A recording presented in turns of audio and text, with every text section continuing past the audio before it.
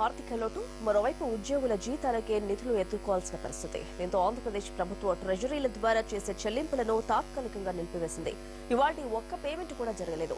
ఈ నెల జీతాలకు ఇబ్బందులు లేకుండా ఈ నిర్ణయం తీసుకున్నట్లు ప్రభుత్వం చెబుతోంది. లోటు బడ్జెట్ తో ప్రస్థానాన్ని ప్రారంభించిన నవ్యాంధ్రప్రదేశ్ ఆర్థిక పరిస్థితి రోజు రోజుకు దిగజారిపోతోంది.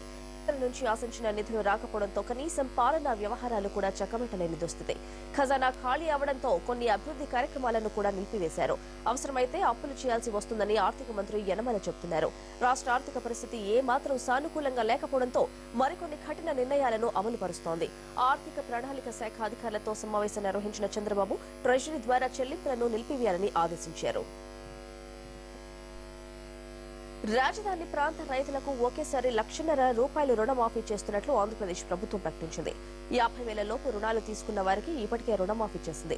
రాజధాని ప్రాంతంలో మొత్తం 16,000 మంది రైతులు 50,000 నుంచి ₹1,00,000 వరకు తీసుకున్నారు. ఇవాళ 50 కోట్ల రూపాయలను 7,420 మంది రైతుల అకౌంట్లలో జమ చేయనుంది. మిగిలిన వారికి వచ్చే నెల 5 లోపు రుణమాఫీ చేస్తున్నట్టు వెల్లడించింది ఏపీ సర్కార్.